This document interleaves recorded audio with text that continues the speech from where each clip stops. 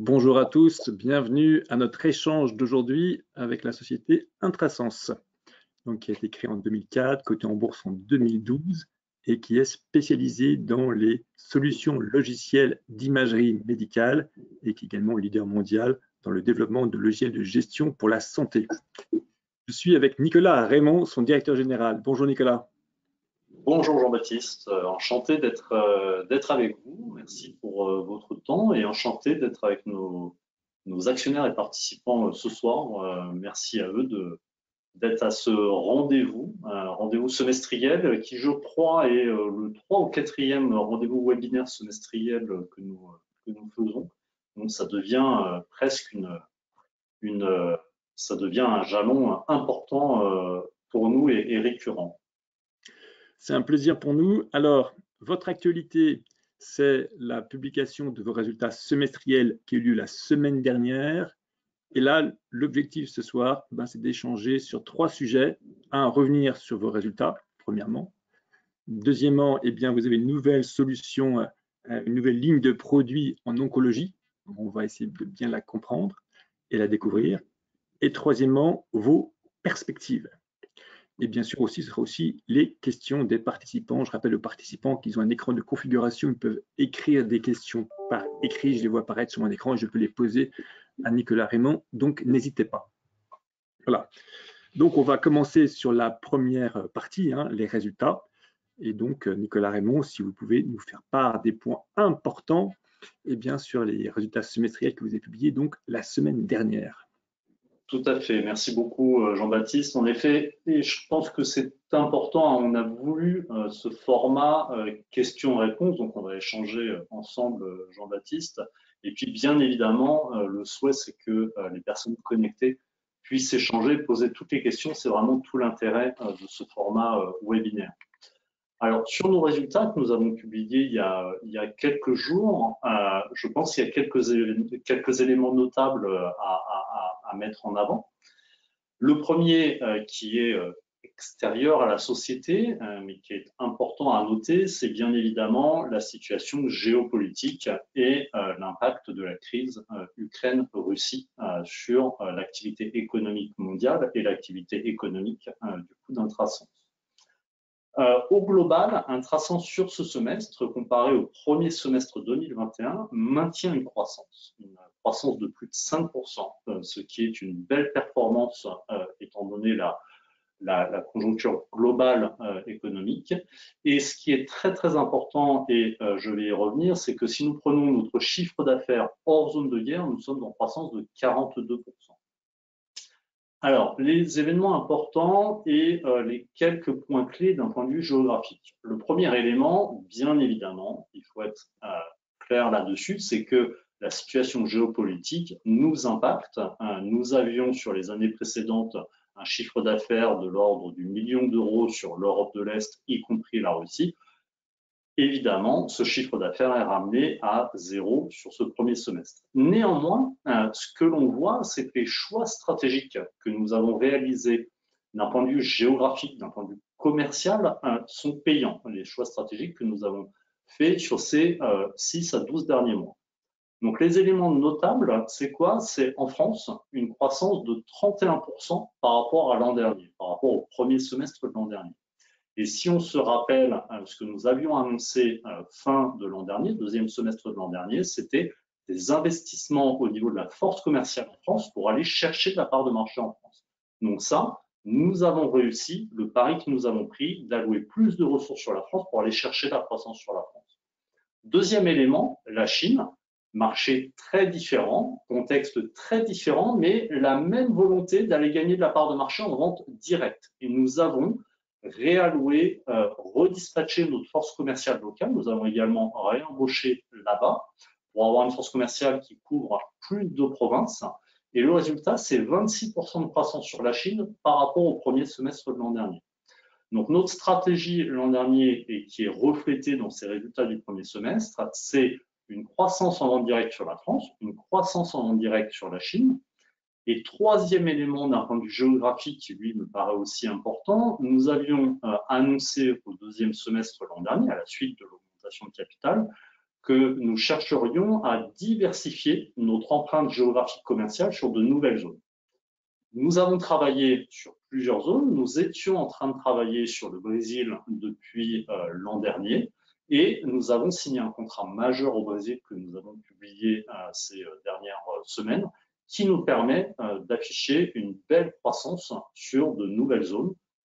Bien évidemment, pour aussi pouvoir balancer par rapport aux problèmes géopolitiques, nous continuons le travail de développement sur d'autres zones, on pourra en reparler, sur lesquelles nous travaillons, comme l'Allemagne, l'Italie, etc. Donc ça, Jean-Baptiste, c'est la partie chiffre d'affaires. Donc 42% de chiffre d'affaires hors zone de guerre. Quand on regarde les performances de notre domaine et les performances des medtech, c'est une belle performance. Deuxième élément, les charges. Il est important de parler des charges parce que au-delà des charges arrive l'EBITDA et bien évidemment la trésorerie nette disponible que vous voyez à l'écran. Donc sur les charges, l'an dernier, nous avions, à la suite de l'augmentation de capital, mis en place un plan d'investissement avec globalement beaucoup d'investissements en termes de ressources humaines. Chez Intrasens, l'asset d'Intrasens, c'est les ressources humaines. On est une société de logiciels, donc c'est véritablement ça qui est important. Donc, nous avions décidé d'investir en ressources humaines d'un point de vue commercial, et ça, j'ai expliqué les résultats, et puis d'un point de vue R&D. À ce jour, d'un point de vue charge, nous sommes alignés et conformes avec notre budget et notre prévisionnel. C'est-à-dire que le plan d'embauche que nous avons réalisé, qui amène des charges, est conforme à ce que nous avions prévu et à ces investissements en vente et en R&D qui te permettent de construire la croissance à court, à moyen et à long terme. Donc ça, c'est très important. Et donc, pour résumer, nous avons d'un côté un chiffre d'affaires en croissance qui est impacté par la situation géopolitique. Donc, bien évidemment, la croissance n'est pas aussi importante qu'on l'aurait souhaité, mais elle reste très notable et une belle performance hors zone de guerre. Des charges sous contrôle qui sont alignées avec notre budget et alignées avec notre prévisionnel. Et au global, ça nous amène à une trésorerie d'à peu près 2,6 millions, ce qui nous permet sans aucun problème sur les comptes semestriels d'annoncer une continuité d'exploitation sans aucun problème pour la période à venir. Un dernier élément juste que je veux mettre en avant, Jean-Baptiste, sur ces résultats semestriels et qui me paraît très important, c'est qu'on a eu pas mal de charges au premier semestre qui sont des charges non récurrentes. Pourquoi? Parce qu'on a mis en place au premier semestre une nouvelle équipe de R&D pour construire une nouvelle ligne de produits. Tout à l'heure, vous en avez un petit peu parlé, on est en train de construire une nouvelle ligne de produits. Donc ça a été pas mal d'embauches. On a mis en place du management de transition, on a mis en place des entreprises de services du numérique pour nous aider sur des compétences très particulières à un moment donné par rapport à notre transition sur des nouvelles technologies. Et tout ça, ce sont des charges, donc charges de recrutement, frais de management de transition, etc., qui sont des charges sur le premier semestre et qui, sur la période à venir, ne devraient pas être continuées, ne devraient pas être maintenues. Donc ça, c'est un élément aussi qui est important à mettre en avant. Donc au global, je pense que nous n'avons pas à rougir de ces performances alignées avec notre stratégie, avec un chiffre d'affaires qui est une belle croissance, donc des résultats plus qu'honorables sur ce premier semestre. Donc effectivement, 42% de chiffre d'affaires hors zone de guerre en croissance, voilà. 42%, c'est quand même très significatif. Bon. Peut-être que c'est Jean-Baptiste le 9e semestre consécutif de croissance. C'est-à-dire que ce qui est important aussi, c'est de dire depuis la mise en place de cette stratégie fin 2017, nous sommes en croissance continue. Et cette année, suite à l'augmentation de capital, nous avons décidé d'investir, donc d'augmenter nos charges, mais pour pouvoir encore plus continuer notre croissance derrière. C'est ça qui est important, effectivement. D'accord, merci. Alors, continuons. Alors, il y a une dizaine de jours, vous avez communiqué sur un partenariat avec un acteur brésilien, MV. Oui. Donc, est-ce que vous pouvez nous dire un peu plus sur ce partenariat? Alors, ça va me permettre de parler des partenariats de manière un petit peu plus globale. Et bien évidemment, MV, justement, sur les partenariats. Donc, MV, c'est un des leaders au Brésil des systèmes d'information hospitaliers. C'est un des leaders du PAX. Au Brésil, vous avez deux gros acteurs. Vous avez Philips et MV. MV, c'est plusieurs dizaines de millions d'euros de chiffre d'affaires. Donc, nous avons discuté pendant plusieurs mois avec eux pour signer un contrat et donc reconnaître du chiffre sur le premier semestre. Alors, la publication qu'on nous avons fait sur les marchés boursiers de ce contrat est arrivée que récemment, parce qu'il y avait plein de détails de communication à régler avec eux. C'est une grosse société et du coup, ça nous a pris beaucoup plus de temps de valider le communiqué de presse que ce que l'on pensait. Mais ce qui est important, c'est MV, c'est vraiment un leader industriel au Brésil. C'est un acteur, c'est un contrat de 8 ans que nous avons avec eux. Nous n'avons pas le droit, malheureusement, de révéler la somme du contrat, mais ce que je peux vous dire, c'est que c'est néanmoins une somme significative pour Intrasense, et surtout, c'est la récurrence de revenus. C'est-à-dire, c'est un engagement de revenus pour les 8 prochaines années pour Intrasense, avec en plus la possibilité de vendre plus à travers de la vente croisée et d'autres éléments. Donc ça, c'est le contrat avec MV, Jean-Baptiste. Et derrière, je veux juste un petit peu rappeler notre environnement et l'ensemble des contrats que nous avons mis en place depuis le début de l'année. Là, vous voyez à l'écran quelques exemples. On a Fort Comet qu'on a publié en février, on a Télédiac qu'on a publié en avril, 1000 vues, ça devait être au mois de mai, et Nurea au mois de juin, je crois. Donc, on voit qu'il y a quand même très régulièrement des communications par rapport à ces partenariats.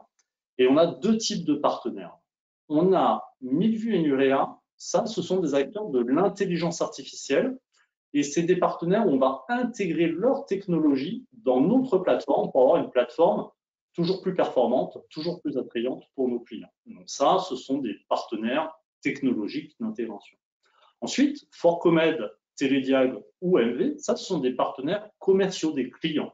Télédiag, c'est une des plus grosses sociétés en France de téléradiologie qui maintenant nous achète la solution. Fort Comed, c'est un des plus gros centres, c'est le plus gros centre de formation de radiologues en France, qui maintenant forme les radiologues sur nos plateformes et nous achète des solutions. Et notre positionnement, je parlais tout à l'heure de la stratégie de vente directe et de la stratégie de vente indirecte, c'est un positionnement et une stratégie qui, bien évidemment, s'appuie sur des partenariats, soit pour compléter notre offre technologique ou pour nous améliorer, ce qu'on appelle notre accès marché. Donc, je pense que c'est important de rappeler cette approche au global par rapport à votre question sur MV. D'accord, donc vous avez des partenariats donc, techniques sur l'offre, des partenariats sur la distribution commerciale. Vous avez d'autres drivers de croissance ou d'autres leviers? Nos drivers de croissance, il y en a plusieurs. On n'est pas du tout. Donc, comme je le disais, notre stratégie, elle est augmenter nos parts de marché en France et en Chine, marchés très différents, mais où nous ne sommes pas sur ces deux marchés à un plafond de verre de parts de marché. Donc là-dessus, nous avons redéployé une force commerciale de manière différente et nous allons continuer à nous renforcer d'un point de vue commercial parce qu'on a vraiment un bel historique sur ces zones et un beau potentiel de croissance. Donc ça, c'est un élément. Le deuxième élément, c'est se déployer de manière indirecte, par exemple MV au Brésil, ou encore, je vous le mentionnais tout à l'heure, mais là, on discute et on investit depuis plusieurs mois sur de la prospection en Italie, en Allemagne, où on souhaite et on travaille pour signer des contrats similaires à MV dans les semaines ou dans les mois qui viennent. Ce sont des contrats qui prennent du temps à être signés, de longues négociations, de longues discussions. Mais c'est vraiment l'idée, donc vente directe en France, vente directe en Chine et indirect sur les autres zones avec un focus Brésil, Italie, Allemagne pour la période à venir. Donc c'est vraiment ça nos leviers de croissance. Et bien évidemment, je pense qu'on en reparlera, le levier de croissance aussi à moyen terme, ça sera notre nouvelle ligne de produits en oncologie qui va sortir l'an prochain. D'accord. Alors, la semaine dernière, avant d'aller sur votre ligne de produits, on va encore poser une petite question. La semaine dernière, vous avez donc publié vos résultats. Vous avez fait aussi une autre chose. Vous avez participé aux Journées françaises de radiologie. Ouais. Est-ce que vous avez quelques retours ou feedback de cette participation?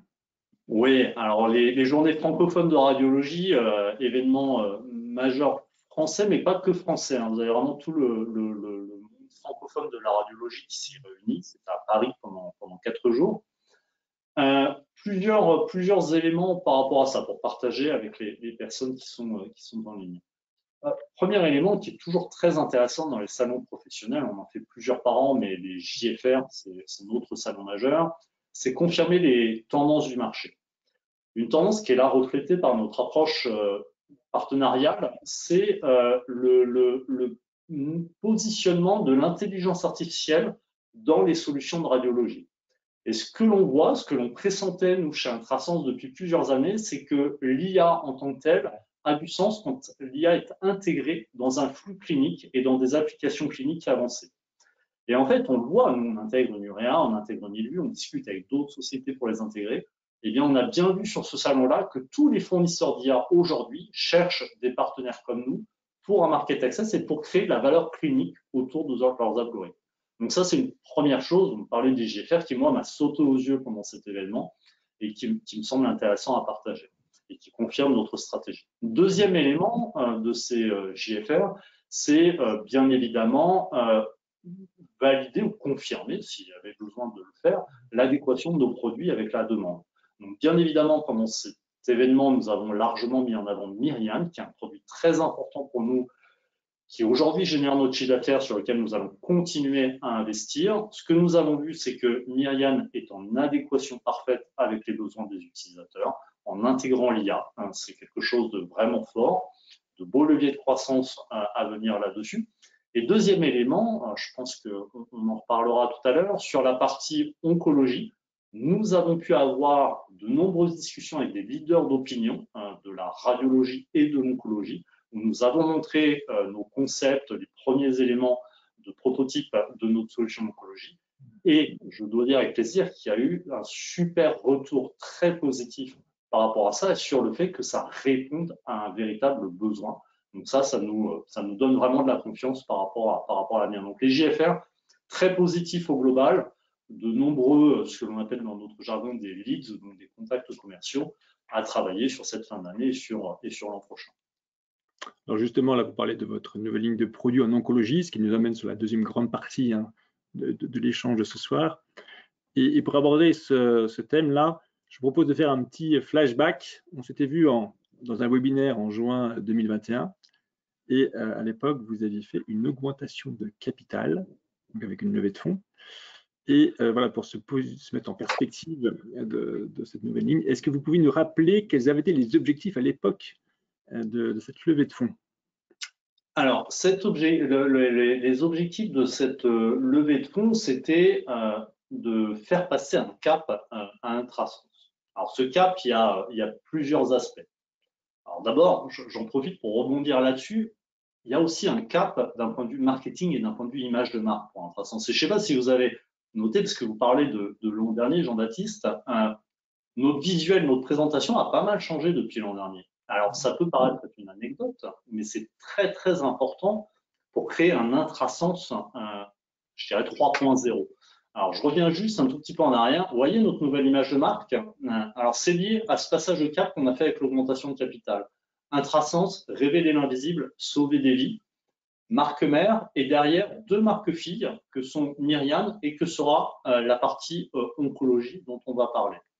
Donc derrière, la levée de fonds que nous avons réalisée l'an dernier, il y avait deux objectifs. Le premier objectif, c'était d'aller chercher de la croissance commerciale à court terme. Cette croissance commerciale, nous allions annoncer que nous allions la chercher sur la France et la Chine en vente directe et essayer de développer de nouvelles géographies. C'est ce que nous avons fait. Et c'est ce que, bien évidemment, nous allons continuer à faire sur la période à venir, parce que là, nous ne sommes qu'au début de l'histoire, après avoir investi en nouvelles ressources d'un point de vue commercial.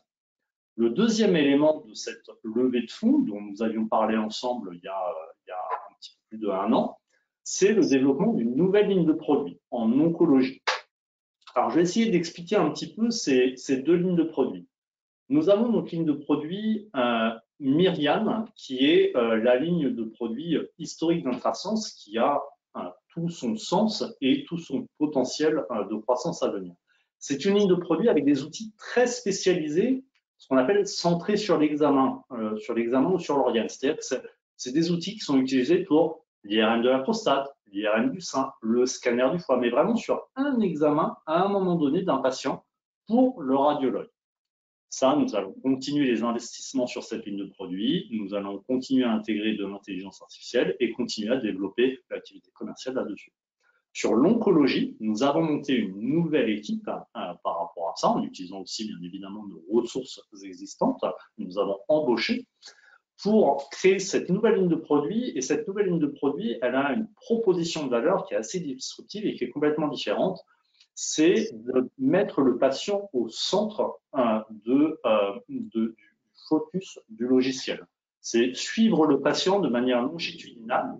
C'est-à-dire que le point d'entrée de ce logiciel, c'est tout d'abord le patient qui va être diagnostiqué pour un cancer et qui va être suivi tout au long de sa pathologie par une équipe soignante, donc par une équipe pluridisciplinaire qui va être composée d'un oncologue, qui va être composée d'un radiologue, qui peut être composée d'un anatomopathologiste, etc., etc.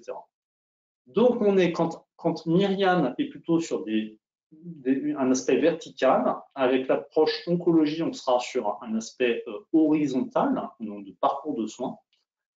Et là-dessus, plusieurs éléments me paraissent importants à partager avec vous. Ces deux lignes de produits que l'on va avoir dans le futur, elles ne sont pas complètement décorrélées. Et ça, c'est très important à comprendre. Et là-dessus, je me permets de partager un petit peu avec nos actionnaires qui sont en ligne des perspectives justement sur le développement à venir de ces lignes de produits et vous expliquer comment ces lignes de produits viennent, comment est-ce que nous avons des synergies par rapport à ces lignes de produits. Premier élément, sur les roadmaps, la partie oncologie. Donc aujourd'hui, nous sommes en cours de finalisation du prototype. Ce prototype sera disponible d'ici fin d'année. Nous avons déjà des accords de partenariat de signés avec les grands établissements qui prennent en charge des patients pour le cancer pour tester ce prototype. Et l'objectif, ça reste bien de mettre une version 1.0 sur le marché l'an prochain. Ça, c'est un élément très, très important. À côté de ça, on continue à investir sur Myriane. Sur Myriane, nous avons passé un cap décisif cet été qui est la soumission de notre nouvelle version au nouveau règlement européen. Alors, c'est un peu un langage barbare, ça s'appelle le MDR, mais on est dans les premières sociétés avec un historique aussi fort et des solutions aussi complètes à avoir soumis notre solution au nouveau règlement européen qui rentre en vigueur à partir de maintenant. Un élément qui est important pour les gens qui nous écoutent à comprendre, c'est que ce nouveau règlement apporte bien évidemment pas mal de choses comme de nouvelles barrières à l'entrée pour des concurrents qui souhaitent se positionner sur notre marché. Néanmoins, il apporte aussi des délais beaucoup plus longs de soumission réglementaire. Et là, c'est ce que vous voyez à l'écran, les délais de validation de ce qu'on appelle le marquage CE sont relativement longs. Ça l'est pour nous, mais ça l'est pour tout le monde. Ça l'est également pour nos concurrents, nos partenaires, etc. Alors, si on en revient aux synergies et à l'objectif de la levée de fonds, donc la levée de fonds, c'était pour développer la plateforme oncologie, mais comme on le voit sur cette frise à l'écran, pas que. C'est-à-dire que la plateforme oncologie, Jean-Baptiste, c'est une plateforme qui va être sur des nouvelles technologies, des technologies web, des technologies SaaS, Software as a Service, avec des modes d'abonnement, avec la possibilité de rajouter des services à valeur ajoutée, ça c'est très important. Et en fait, ce qu'on appelle dans notre jargon le back-end de cette plateforme oncologie, nous allons l'utiliser pour développer ce que nous appelons Myriane 3.0, la nouvelle version majeure de Myriane sur laquelle nous allons travailler l'an prochain. Et ça veut dire aussi que Myriane 3.0, ça sera une solution qui va être web, SaaS, abonnement. Et donc, nous allons réaliser sur les années qui vont venir un transfert de business model, ça va se faire de manière progressive. Myriane 3.0, dans un premier temps, sera des modules très axés sur des pathologies oncologiques, mais cela va se mettre en place. Donc, la levée de fonds que nous avons réalisée, si je résume, c'était des investissements commerciaux à court et moyen terme, et on en voit les premiers fruits, et des investissements d'un point de vue innovation pour développer cette nouvelle ligne de produits en oncologie, où je vous l'ai dit, au GFR, nous avons des retours très positifs, et puis, bien évidemment, faire passer un cap à notre solution historique Myriane, parce qu'il y a de la part de marché à aller chercher avec cette solution aussi. Ça, c'est les synergies techniques. Derrière, je pourrais vous en parler pendant 2 heures, il y a aussi des synergies, bien évidemment, marché. C'est-à-dire que là où on va vendre la solution d'oncologie, vu qu'il y aura la même plateforme derrière, on pourra aussi vendre des modules de Myriane. C'est ça qui est très intéressant. Quand le patient va être suivi sur son parcours de soins, eh bien, le module de Myriane sur l'IRM de la prostate, il pourra être utilisé aussi. Et là, d'avoir ce que l'on appelle du cross-selling, des ventes croisées entre nos différents produits. Et donc, au-delà d'avoir 2 chiffres d'affaires sur 2 lignes de produits, on va pouvoir augmenter le chiffre d'affaires réciproque de ces 2 lignes de produits par de la vente croisée. Donc, voilà un petit peu la stratégie produit et voilà ce pourquoi nous avons levé des fonds l'an dernier. Et nous travaillons sur cette partie innovation et il est évident que là-dessus, on travaille plus sur du moyen long terme que sur du court terme. Il faut l'avoir en tête. Mais aujourd'hui, nous sommes alignés avec notre ambition. Et si on essaie de voir un peu sur la partie oncologie, dans quelle mesure, quelle sera sa contribution sur votre croissance? Est-ce que... Alors, l'objectif à terme, c'est que clairement, la partie oncologie pèse, on va dire, d'ici 4 ans, 4 à 5 ans, pour probablement entre la moitié et les 2 tiers du chiffre d'affaires. On a de fortes ambitions de croissance là-dessus. Donc, on estime, c'est ce que nous avions annoncé sur l'augmentation de capital, que sur les parts de marché côté Myriam, nous devrions pouvoir quasi les doubler sur les années à venir si nous mettons les bonnes ressources en face et que nous continuons nos développements et nos investissements technologiques. Et à terme, ce que l'on souhaite, c'est un équilibre entre ces 2 lignes de produits. C'est important aussi de se diversifier pour la gestion des risques. Et on pense que c'est à minima 50-50 entre ces 2 lignes de produits, voire 2 tiers pour la partie oncologique qui va vraiment être disruptive sur ce qu'elle va apporter et 1 tiers sur la partie Myriam. Donc, on reste sur des ambitions de plusieurs dizaines de millions d'euros de chiffre d'affaires sur les années à venir pour Intrasense. C'est vraiment notre ambition. D'accord. J'aimerais bien qu'on revienne dire quelques mots sur l'intelligence artificielle. Voilà, vous avez cité tout à l'heure des partenariats qui pouvaient vous aider dans ce domaine-là. Voilà, quelle est votre stratégie dans ce domaine? Alors, sur la partie intelligence artificielle, on a une stratégie qui dépend un petit peu du domaine que l'on va toucher. On a, dans certains cas, on va faire une approche de partenariat, par exemple avec Nurea ou avec Mibu, sur des domaines où on estime que c'est pas stratégique pour nous, où on va choisir le meilleur du marché à un moment donné pour l'intégrer à notre solution. Et on est très content de ces partenaires, mais ça, on va le garder en partenariat d'un côté. De l'autre côté, il est évident que pour certaines solutions beaucoup plus stratégiques sur des domaines tels que l'oncologie, nous allons internaliser l'IA, que ce soit par du développement en partant de zéro en interne ou que ce soit par de l'acquisition de solutions d'intelligence artificielle. Acquisition qui peut se faire dans des cadres de partenariat avec des instituts de recherche ou dans des cadres de discussion avec d'autres sociétés. Pourquoi? Parce que le but, c'est bien évidemment de détenir en interne des éléments stratégiques par rapport à notre développement. Donc l'IA, c'est clé. Après, selon nous, l'IA, ce n'est qu'un moyen, ça reste des algorithmes, c'est des algorithmes qui donnent des solutions.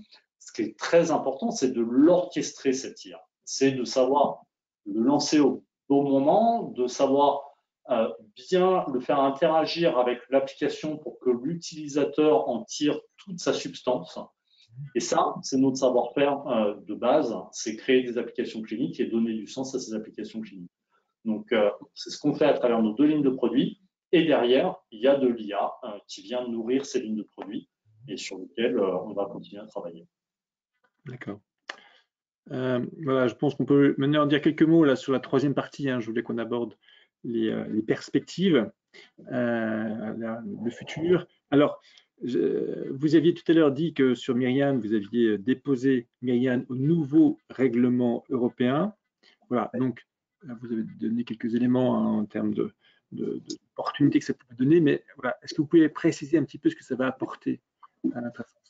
Oui, alors le nouveau règlement, c'est vraiment quelque chose de majeur. Je pense qu'il est important que les gens qui nous écoutent le réalisent. C'est beaucoup de travail qui a été réalisé par nos équipes. Donc, il y a quelques années, l'Europe a mis en place un nouveau règlement européen. On est passé de ce qu'on appelle le MDD au MDR, ce qui fait qu'il a été nécessaire pour nous, acteurs historiques, de resoumettre à l'intégralité d'un dossier. Donc, c'était un travail très, très long.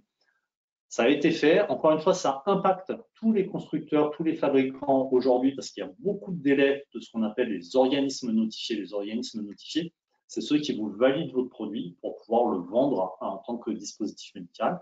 Donc, c'est pour ça, vous le voyez sur notre roadmap, que nous avons prévu quasiment 1 an pour obtenir la validation de notre organisme notifié. Mais je veux dire, ça c'est la même chose pour tous les acteurs. Donc encore une fois, il y a 2 aspects à ça. Aujourd'hui, il y a quand même un embouteillage au niveau des organismes notifiés. Ça nous impacte de manière négative, ça c'est évident. Mais à côté de ça, ce nouveau règlement qui a été renforcé, eh bien, c'est une barrière à l'entrée qui est encore plus importante. Et chez Intrasense, on a cette compétence réglementaire en interne et pour nous, c'est un véritable asset parce que ça évite que des acteurs étrangers arrivent, des acteurs chinois arrivent sur le marché européen et apportent leurs produits, etc. Donc, c'est aussi un certain élément de protection pour nous par rapport à ça. Donc ça, c'est sur le nouveau marquage et on le prend en compte, c'est important. Après, je pense que sur les perspectives, on en a pas mal parlé. Moi je reste, l'ensemble du comité de direction, le conseil d'administration, l'ensemble des équipes, sur vraiment vouloir aller chercher de la croissance saine pour l'entreprise. Donc la croissance saine, ça veut dire aller chercher de la croissance sur les zones sur lesquelles on est établi, aller chercher de la croissance sur de nouvelles zones, mais étape par étape. On reste une petite société, Jean-Baptiste. Ça, c'est important. Il ne faut pas se disperser. Il faut faire les choses étape par étape. On a travaillé sur le Brésil. Maintenant, on travaille sur l'Italie. On espère, bien évidemment, signer des contrats prochainement. Et après, on fera d'autres géographies. Donc, ça reste notre priorité. Aller chercher de la croissance saine, ça veut dire maîtriser nos coûts, maîtriser nos charges, même si on accepte à un certain moment d'augmenter nos charges et donc une dégradation de notre EBITDA, mais parce qu'il faut investir dans notre domaine. Et donc derrière, au niveau de l'ambition, on reste sur ce qu'on avait dit, 2 axes de diversification, la diversification commerciale, encore une fois, étape par étape, et la diversification produit. Myriane est un produit très important sur lequel on va être beaucoup plus agressif d'un point de vue commercial, et l'oncologie, on va être très disruptif. Et je pense, moi, je suis fier quand même d'annoncer 42% de croissance hors zone de guerre au premier semestre. C'est encore une fois une performance notable et le but, c'est de continuer sur cette lancée. Et encore une fois, on a plus que doublé le chiffre d'affaires depuis 2017. Donc, on va continuer là-dessus. Il n'y a pas de raison qu'on n'y arrive pas. Très bien. Je pense qu'on a fait un tour assez complet. On va aller maintenant sur les questions des participants, alors qu'il y a pas mal de questions. Alors, premièrement, des questions notamment autour du partenaire brésilien. Alors, j'essaie de résumer les questions que je vois apparaître. Alors, premièrement, voilà. Est-ce que vous auriez des précisions en termes de chiffrage de ce que ça représente? Tout à l'heure, vous avez dit que vous ne pouvez pas le dire. Bon, qu'est-ce que vous pouvez dire? Je continue sur ma question. Effectivement, alors pour des raisons concurrentielles aussi par rapport à notre partenaire MV, MV n'a pas souhaité que nous puissions donner le montant du contrat. Donc ça, malheureusement, c'est impossible. Encore une fois, ce que je peux dire, c'est que par rapport à notre niveau de chiffre d'affaires, c'est une somme qui est non négligeable et significative. Et ce qui me paraît important de rappeler, c'est que ça nous apporte de la récurrence de revenus pour les 8 années à venir. Le contrat, il est bâti d'une manière où nous avons un revenu fixe assuré pour les 8 années à venir de base et derrière, la possibilité de construire avec eux des revenus additionnels en vendant des modules cliniques avancés de Myriane sur leurs différentes zones géographiques. Donc, c'est aussi ça, tout l'enjeu pour nous des années à venir, c'est que ce partenaire devienne encore plus qu'un partenaire dans le sens commercial, qu'on soit vraiment à leur côté pour leur aider à mieux vendre la solution et qu'on ait cherché encore plus de croissance sur cette zone-là. Alors, toujours sur ce partenaire, alors les premières retombées commerciales, vous pouvez les préciser sur fin 2022, S1 2023? On ne peut pas préciser le chiffre d'affaires qui est lié à ce partenaire. Après, quand on donnera, enfin, vous avez vu la croissance sur nos chiffres que nous avons annoncés. Donc, autre zone, nous sommes à 20% de chiffre d'affaires que représentent les autres zones, donc 20% d'à peu près 2 millions d'euros. Et bien évidemment, une part non négligeable de autres zones, c'est le Brésil sur le premier semestre. Néanmoins, encore une fois, on ne peut pas donner les détails de ce contrat, mais l'objectif, c'est bien d'équiper plusieurs dizaines de centres hospitaliers au Brésil avec ce partenaire sur la période à venir. D'accord. Dernière question sur ce partenariat. Votre partenaire brésilien dispose-t-il de l'agrément Anvisa ou Anvisa, je ne sais pas comment on dit, pour la commercialisation? Anvisa, oui, tout à fait, très bonne question. Oui, nous avons travaillé avec ce partenaire pour qu'il obtienne l'agrément Anvisa pour Myriane. Donc, en fait, c'est ce que nous appelons la marque blanche. Nous avons, et c'était un des prérequis à pouvoir signer ce partenariat. C'est pour ça que ça a pris du temps aussi et que nous avons travaillé avec MV pendant plusieurs mois. Nous avons commencé l'an dernier à travailler avec eux. On a soumis un dossier réglementaire en leur fournissant tout ce qu'il fallait. C'est eux qui ont porté le dossier réglementaire local parce que c'est beaucoup plus simple que ce soit un acteur local. Et donc, ils ont obtenu l'agrément Anvisa qui leur permet de commercialiser le dispositif médical Myriane sur le territoire. Donc, effectivement, nous avons le Anvisa pour le marché brésilien, ce qui est une très belle étape pour nous. D'accord. Après, il y a tout un ensemble de questions qui ont trait à la trésorerie. Voilà. Donc, effectivement, si je reprends les questions, vous aviez annoncé une trésorerie de 4,5 millions d'euros en juin 2021, de 2,5 ou 2,6 là en juin 2022. Voilà, donc comment va se profiler le futur en fonction bien sûr de votre croissance? Est-ce que en gros, les questions c'est comment vous allez faire? Et d'autres questions aussi, est-ce que vous avez envisagé l'entrée d'un nouveau partenaire au capital ou encore est-ce que des nouvelles augmentations de capital seront réalisées? Alors, sur la trésorerie, encore une fois, les charges sur le premier semestre sont conformes à notre budget et à notre plan de développement, notre prévisionnel. Donc ça, c'est important de le dire. Ce sont des charges sous contrôle par rapport à ça. Et c'est un plan d'investissement volontaire que nous avons mis en place pour créer la croissance à court, moyen et long terme. Alors ensuite, en effet, la trésorerie, c'est généré par les charges et derrière, il y a le chiffre d'affaires. Nous avons un petit peu souffert de la situation géopolitique en Ukraine et Russie, qui fait qu'on a un impact sur le chiffre d'affaires par rapport à ce qu'on faisait l'an dernier comme chiffre d'affaires sur cette zone-là. Donc, effectivement, derrière, la trésorerie est aujourd'hui à 2,1 millions, donc à peu près 2 millions de cash burn sur le premier semestre. Après, on est aujourd'hui sur des perspectives de continuité d'exploitation. C'est ce qui a été souligné par nos CAC sur les semestriels. Donc, il n'y a aucun souci par rapport à ça. Encore une fois, sur les charges du premier semestre, nous avons eu des charges supérieures à un régime de croisière par rapport au plan d'embauche que nous avons fait, par rapport à tout ce qui est investissement en nouvelles technologies, etc. Donc, à ce jour, nous n'avons pas de question de continuité d'exploitation, pas de question de financement à nous poser par rapport à notre budget, par rapport à notre prévisionnel, donc aligné avec nos objectifs. Ensuite, vous aviez une deuxième question qui a été posée, c'est envisagez-vous de faire rentrer un actionnaire de référence au capital ou pas? C'est en permanence des discussions que nous avons et bien évidemment que si un jour Intrasense peut avoir un actionnaire de référence qui le soutienne sur son développement à moyen long terme et qui investisse dans son développement pour amener de la croissance, ça nous paraîtrait tout à fait judicieux. Un élément qui est important sur une société comme la nôtre, une medtech comme la nôtre, c'est la notion d'échelle en fait.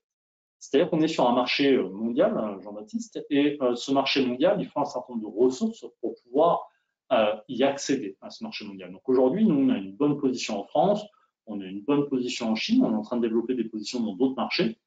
Maintenant, on a des solutions pour vendre dans plein de marchés, et on le voit là avec le Brésil. Mais si on voulait ouvrir les US, si on voulait ouvrir un petit peu plus fortement l'Europe du Nord, un petit peu plus fortement d'autres pays européens ou même d'autres pays asiatiques, c'est là où effectivement l'entrée peut-être d'un partenaire structurant au capital pourrait nous aider à mieux investir sur ces zones. Donc, oui, sans tabou, c'est des choses qu'on regarde en permanence. Après, aujourd'hui, il n'y a rien de concret, mais je pense que ça fait partie des choses normales que l'on doit regarder en tant que dirigeant d'une société comme la nôtre pour encore une fois, faciliter son développement et aller générer de la valeur à moyen et long terme. D'accord, toujours sur la partie un peu finance, il y avait quelques questions ou remarques sur le cours de bourse. Donc voilà, sur le niveau du cours de bourse, sur le peu de volume, est-ce que vous allez faire plus de communication financière? Est-ce que vous allez davantage animer le titre? Qu'est-ce que vous faites dans ce domaine? Alors, la bourse, c'est toujours quelque chose de très compliqué. Mon intérêt, bien évidemment, l'intérêt de l'équipe de direction, c'est d'avoir un cours de bourse le plus élevé possible. Je pense qu'aujourd'hui, le cours de bourse et la capitalisation boursière ne reflètent pas la valeur réelle de la société. Donc, on travaille à essayer d'augmenter cette valeur. On a fait un certain nombre de communiqués de presse, on les a vus tout à l'heure à travers les partenariats ou d'autres éléments en début d'année. On a structuré depuis le début d'année un nouveau département marketing. On a une directrice marketing qui est arrivée en début d'année en janvier, qui a structuré son département. Tout ça est en train de se mettre en place. On continue à faire des communications actionnaires. Et là, nous, c'était vu il y a un an. On avait fait aussi en début d'année un autre webinaire actionnaire. Et on va continuer ces éléments-là. Et oui, bien évidemment, notre souhait, c'est de soutenir le cours de bourse, de l'amener à augmenter pour créer de la valeur, parce que notre objectif, c'est de créer de la valeur pour nos clients, pour les praticiens, bien évidemment les médecins, mais aussi pour les actionnaires. Donc, c'est la stratégie, c'est mon intérêt, c'est l'intérêt de mon équipe de direction et c'est l'intérêt de tout le monde de créer de la valeur au sein de la société. Un dernier élément sur le cours de bourse, il faut voir que par rapport à la situation économique globale, l'ensemble des valeurs boursières ont quand même pas assez fortement chuté ces derniers mois. Donc, il faut aussi prendre ça en compte. Et qu'il y a eu un petit peu un revirement par rapport à la période de Covid. La période Covid, vous parliez des volumes. En période Covid, il y a eu beaucoup de particuliers qui ont mis en bourse. Ça a généré énormément de volume. Même nous, on l'a vu sur notre valeur.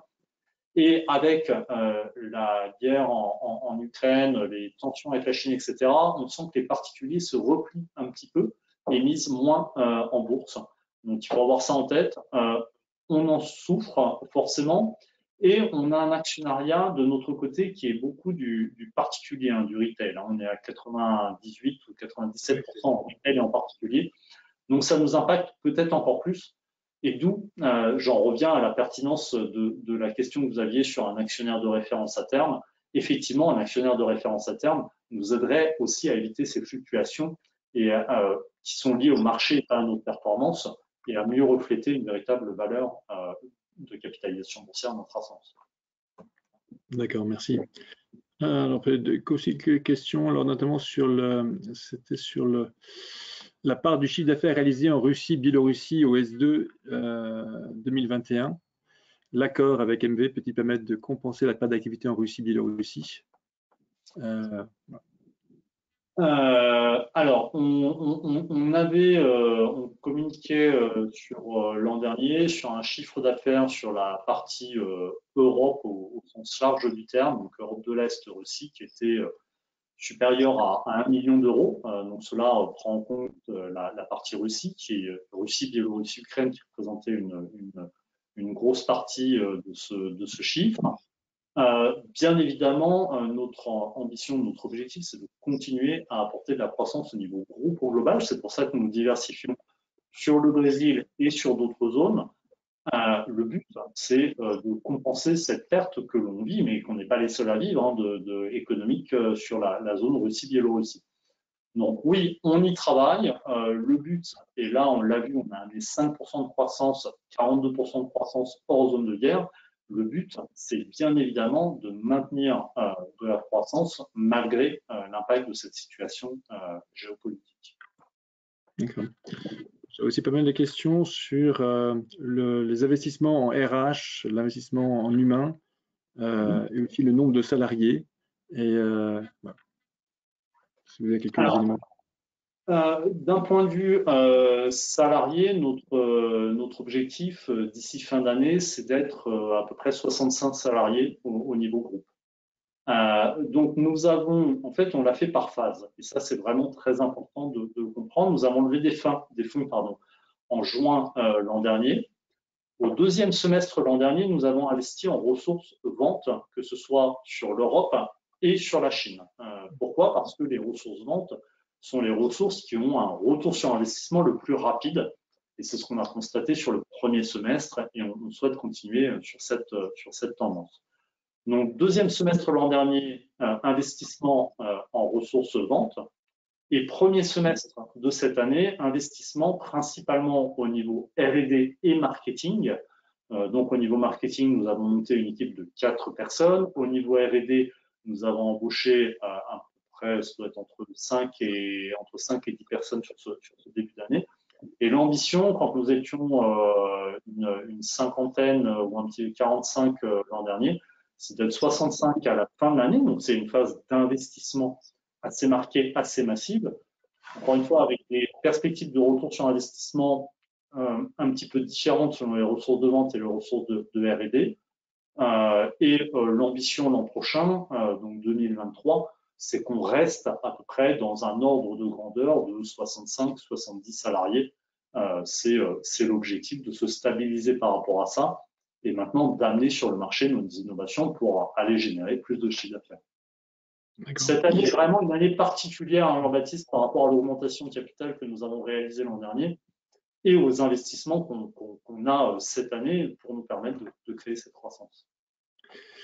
Aussi une question relative à votre DAF. Vous avez un DAF qui manifestement est parti cet automne. Pourquoi Lionel Seltz est-il parti? Est-ce que c'est une nouvelle politique de votre part dans ce domaine? Ah non, c'est la vie tout à fait générale et tout à fait normale d'une société. Lionel, que j'apprécie beaucoup et avec qui nous avons très bien travaillé pendant plusieurs années, a eu une autre opportunité. Ça correspondait aussi à un moment donné où, en interne au niveau de la société, pour l'évolution de l'industrialisation de la société, ça nous semblait intéressant d'avoir de nouvelles compétences. Donc tout ça s'est fait de manière tout à fait naturelle. Vous savez, dans la société, c'est normal, il y a des gens qui partent et il y a des gens qui arrivent. Et donc Lionel a été remplacé. Il y a eu toute une période de transition qui s'est très bien passée entre Lionel Seltz et Julien Coste, qui nous a rejoints au mois de juillet et qui a donc pris ses fonctions de CFO avec la responsabilité au mois d'août. Julien a de l'expérience dans la medtech, a de l'expérience dans la biotech, a de l'expérience dans les sociétés cotées, dans des scale-up, des startups et des plus grosses structures. Et il nous apporte cette compétence d'industrialisation, de passage de cap, aussi de structuration sur certains éléments dont on a besoin pour passer les étapes à venir. Donc c'est la vie tout à fait normale de la société d'avoir des ressources qui changent de temps en temps. C'est une chose normale. Un petit mot ou une pensée pour vos travailleurs, vos salariés qui sont en Chine, 15 salariés en Chine. Est-ce qu'ils peuvent travailler normalement? Oui, la plupart du temps. Moi, je leur tire mon chapeau parce que le début d'année n'a pas été évident. Il y a eu des confinements à répétition pour eux. On aurait souhaité pouvoir faire plus de croissance sur la Chine, mais il y a eu des périodes où ils ont été confinés. Vous savez, en Chine, notamment Shanghai, ça fonctionne par district. Et sur la politique Covid, c'est une politique zéro Covid en Chine. C'est-à-dire que dès qu'il y a un cas contact dans ce qu'on appelle un district, tout le district est fermé et confiné et nos salariés ne peuvent pas sortir. Donc, on a pris différentes mesures. On a certains salariés qu'on a même sortis de Shanghai pour qu'ils puissent voyager et qu'on a mis dans des hôtels en dehors de Shanghai pour qu'ils puissent voyager et aller voir des clients de manière plus facile. Après, il y a eu les 3-4 premiers mois de l'année qui ont été relativement compliqués sur des confinements à répétition. Là, ça s'est un petit peu allégé sur ces derniers mois. Donc, on espère que le Covid va nous laisser tranquilles sur la fin de l'année, en effet, parce que c'est pas du tout la même politique du gouvernement par rapport à la gestion du Covid que ce qu'on peut avoir en Europe. Il faut en être conscient, on en est conscient et on travaille en très bonne intelligence avec nos équipes locales par rapport à ça. J'avais aussi quelques questions relatives à Guerbet. Donc, Guerbet, un des leaders européens de la fabrication et de la commercialisation de produits de contraste destinés à l'imagerie médicale, donc qui a obtenu un investissement ou un prêt de BPI de 1 million d'euros. Est-ce que vous allez faire pareil? Vous essayez de faire pareil? Est-ce que c'est un concurrent? Comment vous vous situez par rapport à Guerbet? Non, IRB, ce n'est pas du tout un concurrent. Alors, c'est une société qu'on connaît parce que c'est une société de l'environnement, de l'écosystème de l'imagerie médicale. IRB, c'est un acteur du produit de contraste initialement, hein, donc un chimiste, entre guillemets. Le produit de contraste, c'est ce qu'on injecte dans le patient pour pouvoir rehausser la qualité de l'imagerie. Donc on les connaît bien par rapport à ça. Après, je sais aussi qu'ils travaillent sur des solutions d'intelligence artificielle et du développement d'algorithmes d'intelligence artificielle. Après, non, aujourd'hui, c'est pas du tout un concurrent par rapport à nous. J'avais vu, je crois, dans la presse, effectivement, leur subvention qu'ils ont obtenue. Oui, de notre côté, on travaille aussi, bien évidemment, en permanence à essayer d'obtenir des financements sur des projets. Après, on est une taille de structure où on essaye de vraiment rester focalisé et sur les projets de recherche, de faire des projets de recherche qui ont du sens par rapport à notre roadmap, par rapport à des très gros acteurs comme GE, Philips, Siemens, qui font un investissement en recherche à 8 ou 10 ans. On est un peu plus dans la recherche appliquée de notre côté, mais on travaille effectivement, on a le crédit de recherche et on travaille à obtenir des financements sur des projets. D'accord, on va revenir sur le côté un peu plus financier des choses. Alors, à quel horizon pensez-vous atteindre un EBITDA positif? Alors, le plus rapidement possible, je pense qu'on a démontré ces dernières années qu'on savait atteindre un EBITDA positif. On a eu en 2020-2021 un EBITDA équilibre. Et ça, je pense que c'est important de le souligner. C'est-à-dire que si on regarde les medtech cotés en bourse en France, il y en a peu qui ont atteint cette performance. Nous avons accepté d'investir en 2022 et de réaliser un plan d'investissement ambitieux, ce qui bien évidemment dégrade notre EBITDA de manière temporaire. Après, l'objectif, il est bien de très rapidement revenir à un EBITDA à l'équilibre, pas sur 2022, mais si ce n'est pas sur 2023, ça devra l'être sur 2024. C'est évident, c'est un élément que l'on garde en tête et le but, encore une fois, c'est d'investir dans la croissance saine. Je pense que c'est vraiment le mot d'ordre. D'accord, merci. Donc, je pense qu'on a à peu près fait le tour des thématiques des questions. C'est vrai qu'il y a beaucoup de questions. Peut-être dire encore un mot sur que diriez-vous à vos actionnaires, notamment vos actionnaires qui vous ont rejoint lors des dernières augmentations de capital. Vous avez un message particulier à leur dire, notamment sur l'atteinte des objectifs sur les 3, 4, 5 prochaines années? Tout d'abord, le premier élément, c'est merci pour leur confiance. Après, le deuxième élément, c'est, je pense, et c'est quelque chose d'important, nous avons fait ce que nous avions dit et nous avions dit ce que nous allions faire.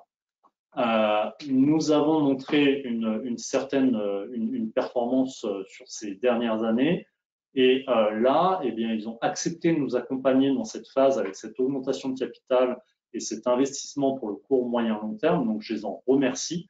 Et derrière, effectivement, l'objectif, il est bien pour nous d'aller chercher cette croissance. Et j'en reviens à la question j'en reviens à la question du cours de bourse. Une de nos priorités, ça va être effectivement de valoriser le cours de bourse et d'y travailler.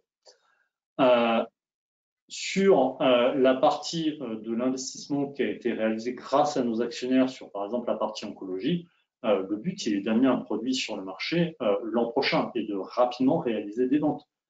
Donc voilà, c'est du très concret et l'investissement qui nous permet de réaliser, c'est pour des choses très concrètes pour construire notre société sur les années à venir.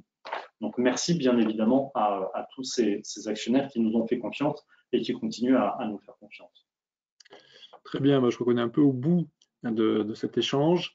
Un grand merci à tous les participants, à leurs questions. J'espère que je n'ai frustré personne et que je pense que tout a été abordé et merci beaucoup Nicolas pour vos précisions, vos explications, votre engagement aussi, et puis cette société quand même qui est de technologie, qui rayonne dans le monde entier, qui se développe.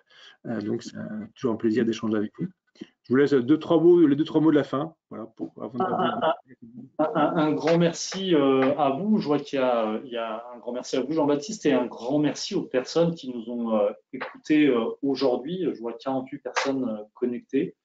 Un grand merci pour l'intérêt que vous nous portez.